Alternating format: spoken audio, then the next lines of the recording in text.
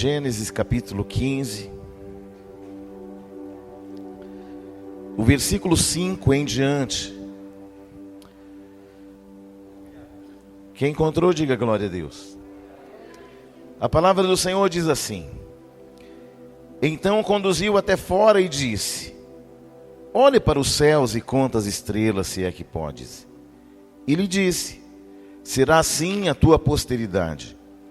Ele creu no Senhor e isso lhe foi imputado para a justiça. Disse-lhe mais: eu sou o Senhor que te tirei de Ur dos Caldeus para dar-te por herança esta terra. Perguntou-lhe Abraão: Senhor Deus, como saberei que hei de possuí-la? Respondeu o Senhor: toma-me uma novilha, uma cabra e um cordeiro, cada qual de 3 anos, uma rola e uma pombinha. Ele, tomando todos estes animais, partiu-os pelo meio e lhes pôs em ordem as metades, uma defronte às outras, e não partiu as aves. Aves de rapina desciam sobre os cadáveres, porém Abraão as enxotava. Ao pôr do sol caiu profundo sono sobre Abraão, e grande pavor e cerradas trevas o acometeram. Então lhe foi dito: sabe com certeza que a tua posteridade será peregrina sobre terra alheia, e será reduzida à escravidão e afligida por 400 anos. Mas também eu julgarei a gente a que tem de sujeitar-se, e depois sairão com grandes riquezas. Pai, nós te agradecemos pela tua palavra, pelos louvores, pela vida de cada um dos teus servos e servas que aqui se encontram, aqueles que nos veem e nos ouvem pela internet, mas que o Senhor manifeste tua graça hoje sobre nós, nos dando um coração compreensivo, para que possamos não apenas vir, mas vir para adorar o Senhor em espírito e em verdade, em nome de Jesus. Amém. Assentai-vos, meus irmãos e minhas irmãs. Essa é uma passagem muito forte da palavra de Deus.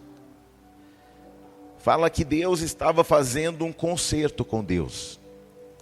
A palavra diz que depois que Deus havia feito uma promessa a Abraão, chamando ele para fora e dizendo: conta as estrelas, se é que podes.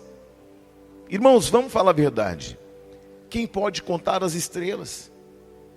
É impossível, sim ou não?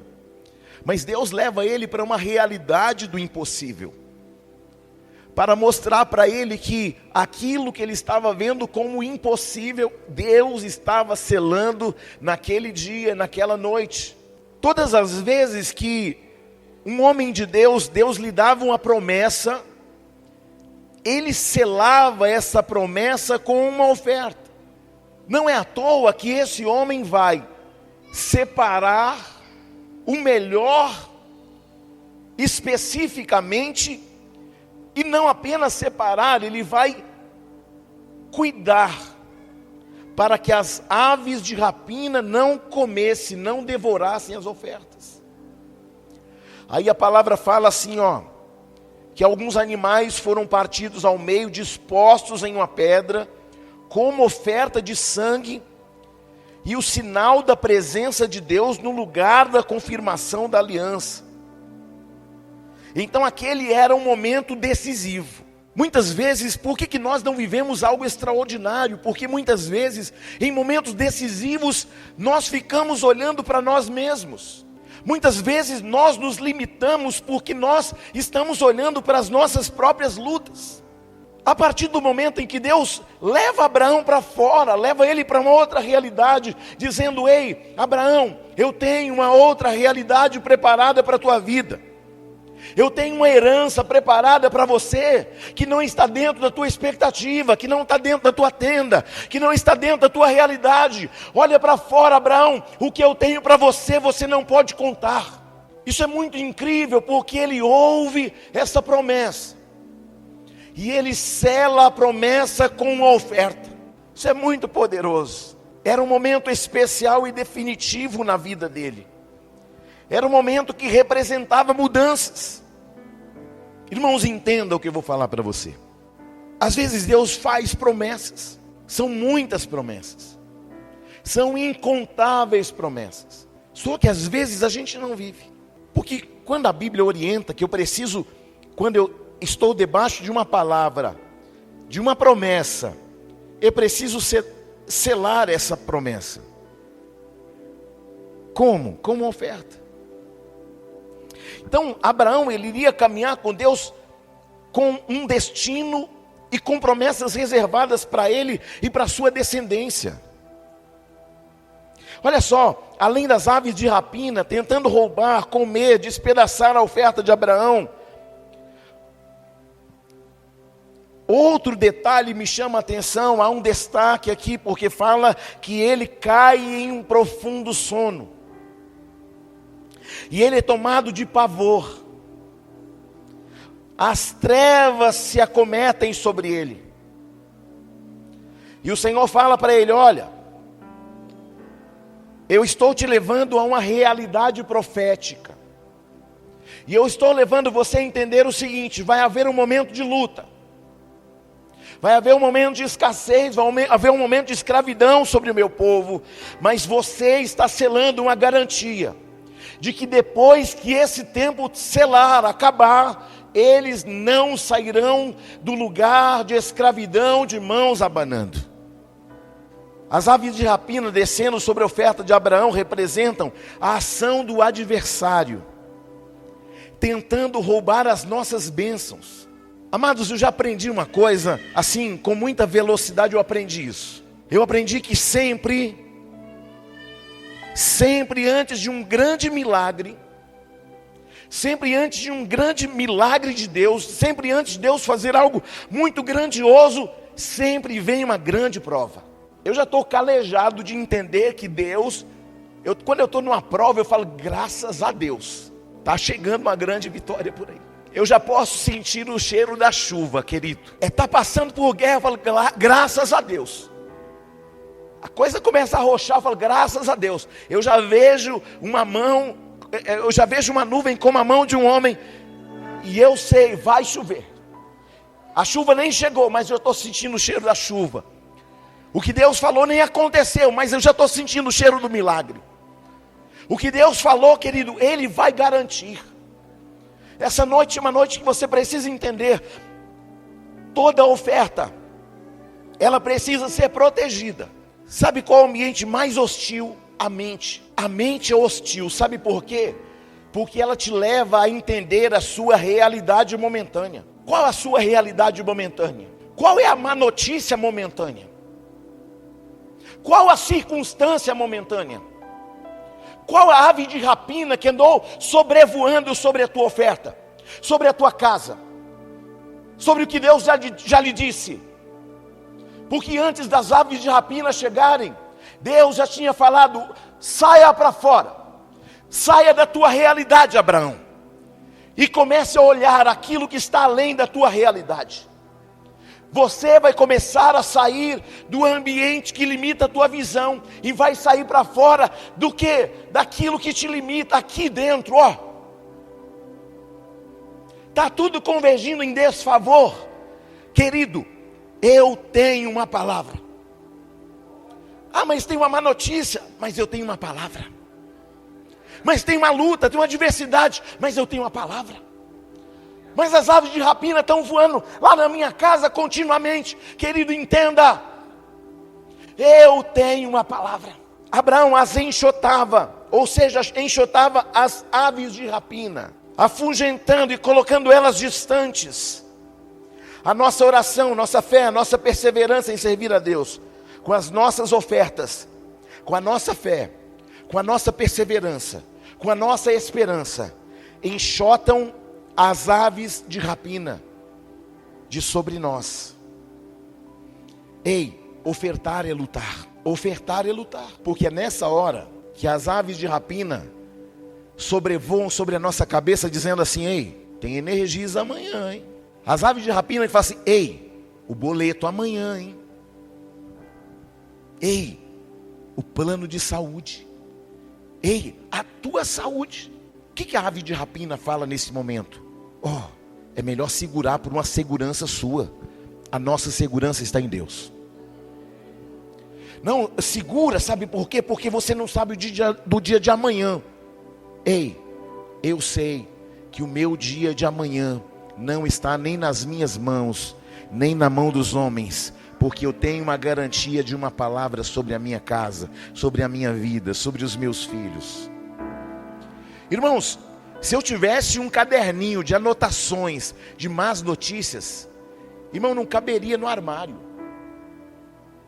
Só que se eu também tivesse um outro caderninho anotado assim, de tudo que Deus falou e de tudo que Ele já cumpriu, querido, seria incontável. Se apegue numa palavra nessa noite. Show, aves de rapina. Nós somos aqueles que andam por fé e não por vista. As aves de rapina estão comendo a semente de muitas pessoas, mas Deus está nos falando: eu tenho uma aliança com você, eu tenho uma aliança com a tua casa, eu tenho uma aliança com o teu futuro, eu tenho uma aliança com os teus filhos, com a tua posteridade. Descansa. Vou contar um segredo para você.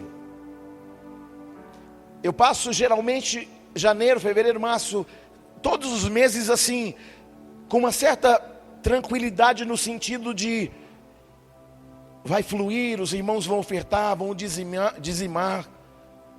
Mas confesso para você que janeiro e dezembro eu ainda estou vencendo isso pela fé.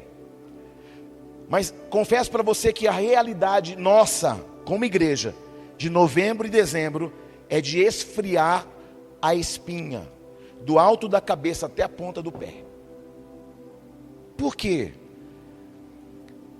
Porque a gente pensa assim, não, mas novembro e dezembro a igreja vai sobejar, porque pessoal vai receber 13º.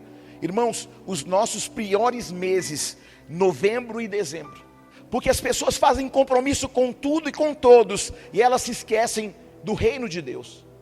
Queridos, eu vejo a tesouraria tentando fazer a conta bater. E aí eu te pergunto, irmãos, todo recurso está nas nossas mãos aqui. Mas aí quando chega no final do ano, irmãos, preste muita atenção que eu vou falar para você. A gente nunca deve ofertar por necessidade. Mas eu preciso ofertar com consciência. Que dia você chegou aqui e falaram assim, não vai ter culto porque cortaram a luz? Nunca houve esse dia em 13 anos. Não vai ter culto porque, não pagou aluguel e deu ordem de despejo. Em 13 anos, nunca. Deus cuidou até aqui, e a gente está aqui, irmãos, o tempo todo enxotando as aves de rapina, confiando em Deus. Mas eu quero falar uma coisa para você. São 13 anos aqui nessa igreja, que novembro e dezembro, eu preciso romper isso na minha mente, em nome de Jesus. Mas se eu tinha que ter fé, eu tenho, por isso que a gente está aberto 13 anos.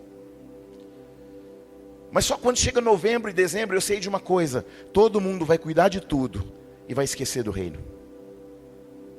Porque tem sido assim há 13 anos. Então eu quero dizer para você, querido, nós temos, você sabe, nós compramos um terreno, nós pagamos aluguel aqui, nós pagamos aluguel do anexo. Nós nos comprometemos com a ação social da igreja, porque não entra ação social, então a gente tem que tirar do bolso para resolver o problema das famílias da igreja. Estou sendo direto, estou sendo verdadeiro, sincero com você. Você acha que não me preocupa? Diante de Deus me preocupa, sabe por quê? Porque falta em nós uma consciência. E a gente está pensando, não, mas fulano oferta, fulano entrega, mas e você? Irmãos, nós compramos um terreno pela fé, estamos pagando pela fé. Pode perguntar na tesouraria, a conta fecha? Não fecha, porque o que sai é mais do que entra. Irmão, se você ganhasse R$2.000 e gastasse R$4.000, você estaria no vermelho, sim ou não? Essa é a nossa realidade. A gente gasta mais do que entra. E como é que paga? Querido, eu não consigo explicar essa matemática. Mas eu posso dizer para você que muitas vezes você é impedido de viver grandes milagres, porque você deixa a gente na mão, pensando que o problema é meu. Apóstolo, se vira para lá. Mas eu quero chamar a você uma consciência nessa noite, querido. Não estou apelando, mas estou trazendo para você uma realidade. A conta não está batendo. E aí onde você tira mais do que entra, o que acontece? Vai afetar o ministério? Claro que sim. Só de luz, 3 mil.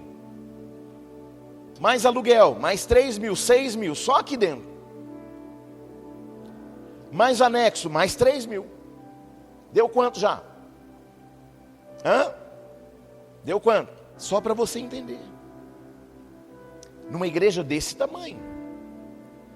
Mas como é que paga? Irmãos, ainda existem pessoas fiéis aqui.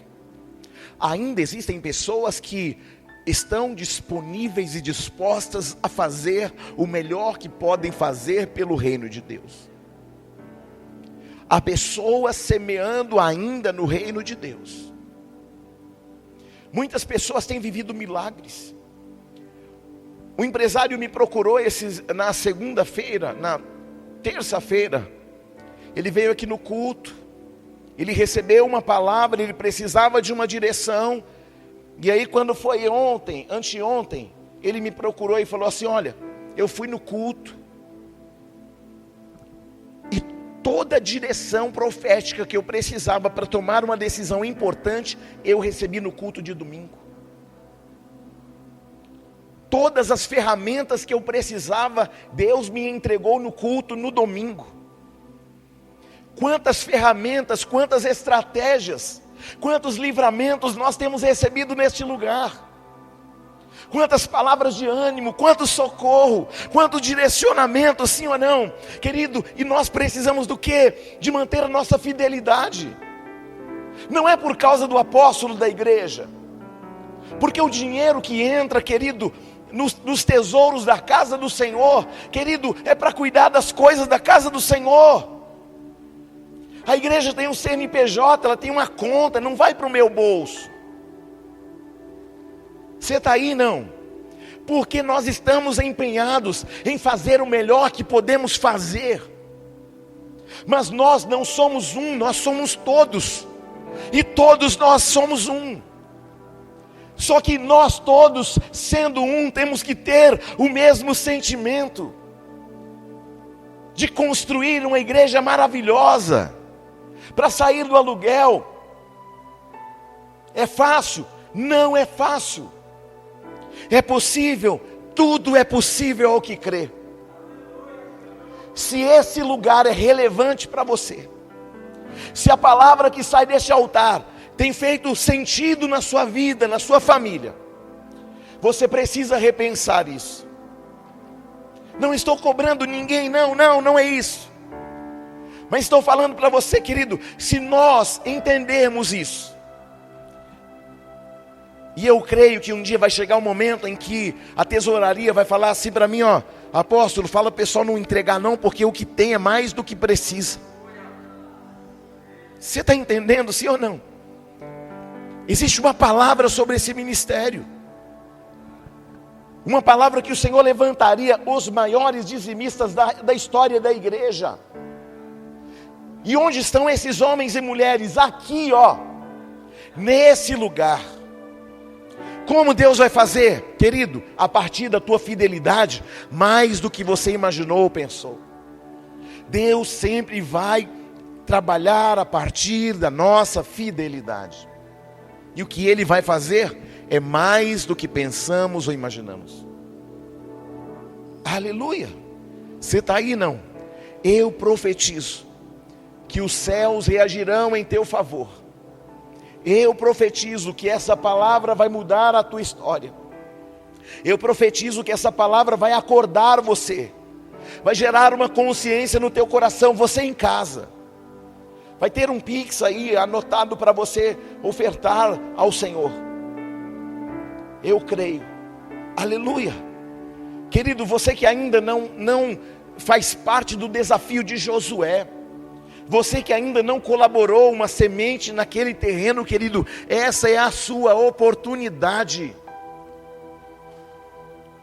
Porque nós vamos construir um templo lindo para o Senhor naquele lugar. E eu quero fazer parte deste projeto. E eu sei que você vai fazer parte desse projeto. E nós vamos construir uma igreja maravilhosa. Você está aí, não? Glória a Deus.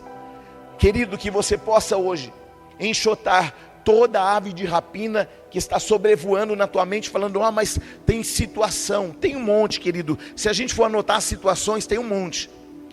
Se a gente for anotar nossas realidades, tem muita. Mas se nós formos olhar a palavra de Deus, nós temos uma certeza: Ele tem cuidado de nós, Ele não tem nos desamparado. Hoje o Senhor tira você e mostra para você o seguinte: eu tenho algo preparado para a tua vida. Aleluia!